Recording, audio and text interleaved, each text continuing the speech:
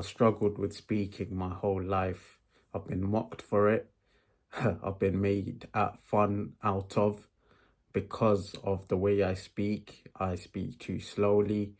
People get impatient. They don't want to talk to me because they don't have the patience to listen to this yapper that speaks way too slow. I use too much filler words. I can't articulate myself in the way I want to, and I pronounce things incorrectly.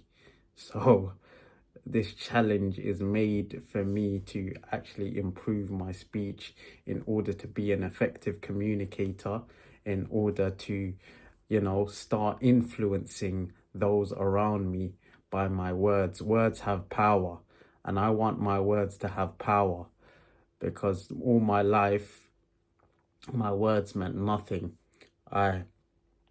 Every time I spoke, people wouldn't listen. They'd they'd be bored after like 10, 20 seconds because I would take too much time to say things. I'd stutter as well.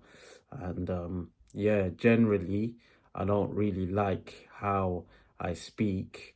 I already got a comment saying that I speak too slow. I need to speak faster. So enough about me.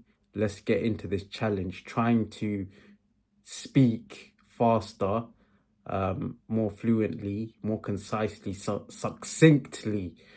I don't even know how to pronounce words anymore.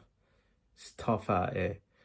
And yeah, I use a lot of slang when I speak to my peers and my family members, like my little cousins, because I grew up in a council estate. So that was my language throughout my life. Life. Life. It's been 2 minutes already of me yapping. Let's get into it. So, I'm gonna ask ChatGPT to ask me 10 life questions, and I'm gonna answer every question as best as I can, as succinctly, and also speak fast. I'm gonna try and speak fast. Yeah, get about 280 to 200 words per second, which is a challenge for me. Very big challenge because I'm a slow speaker. The first question is, what does success truly mean to you? Success means praying every day, fulfilling my 5 daily prayers every single day without fail, having my limbs working functionally, being healthy, being active. Health is wealth. Success is optimizing my life in every aspect, not caring about what people think, but doing what's right, serving God, serving my family, trying to be better in every aspect to provide value to not only my family, but the society in general. That is what success means to me. Second question is, if you can master any skill, what would it be and why? So, if I could master any skill right now, it would be speaking, communication skills. I would master it because it gives a person so much opportunities in life. You get to be influential, you get to be a person of substance. When you can speak effectively, when you can communicate with anyone, it puts you in a position of wealth. It puts you in a position of value. People would love to be around you. People would love to do business with you. People want advice from you.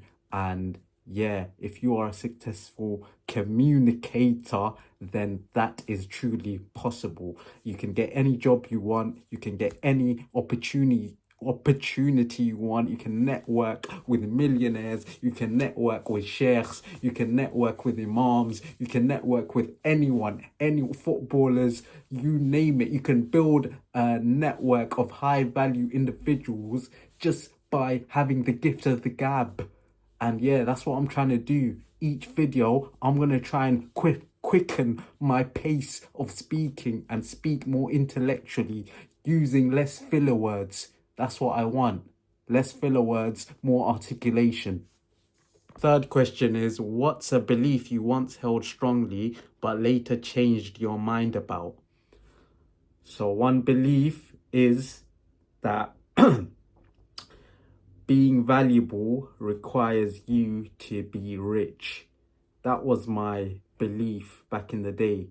That in order for me to provide value, I needed to become rich, and I can't make self-improvement videos, or I can't express myself in the way I want by not by not being rich.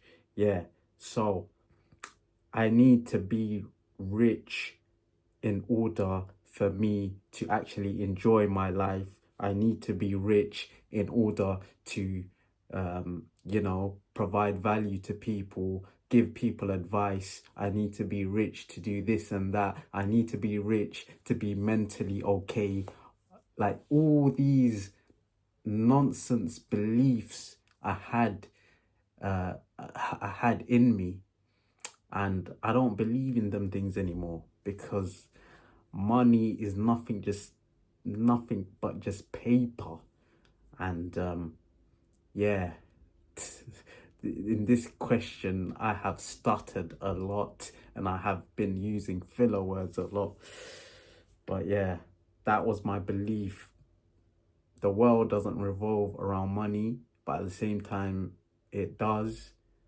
But I can be my authentic self without being rich, even though I'm striving to be rich anyway, in order to support my family and live a life of freedom, a life where I want to travel the world. I want to do amazing things. I want to drive fast cars, but my heart is not attached to money. So even if I don't become rich, as long as I have my values and my principles in place, then that's all that matters. And as long as God is pleased with me, then I'm happy.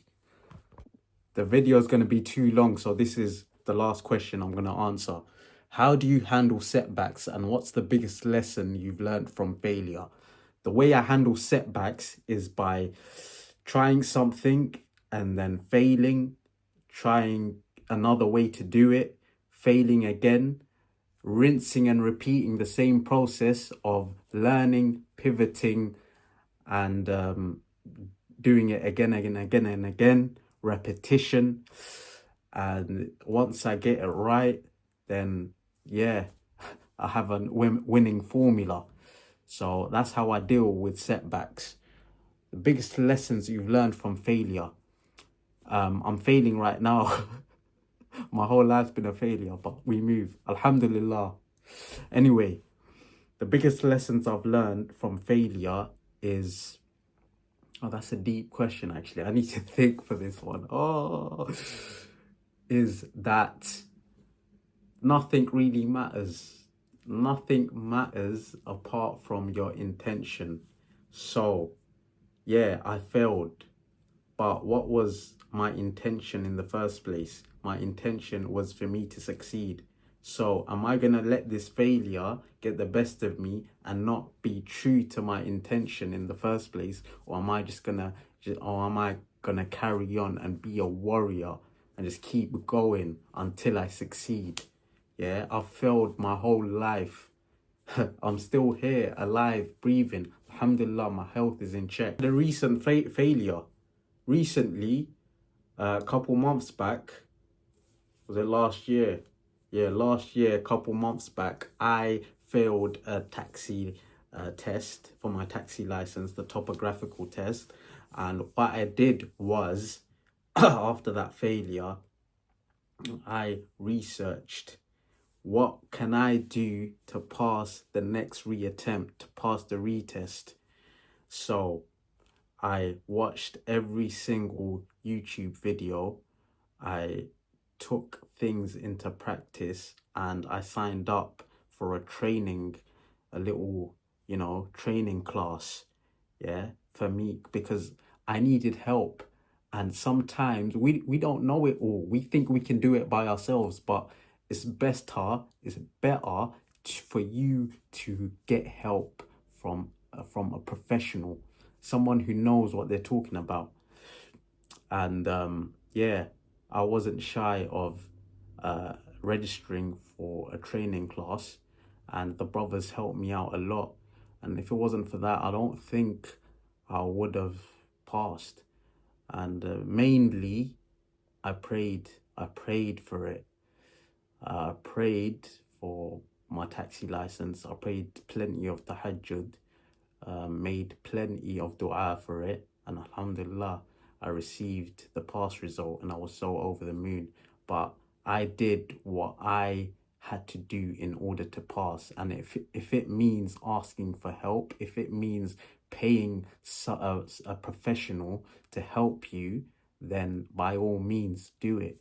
A lot of the times we think we can do it by ourselves for free, and then it takes us too much time and we continue failing. But the better option is to just pay for help. I'll be real. I don't think you realize talking to a camera is hard.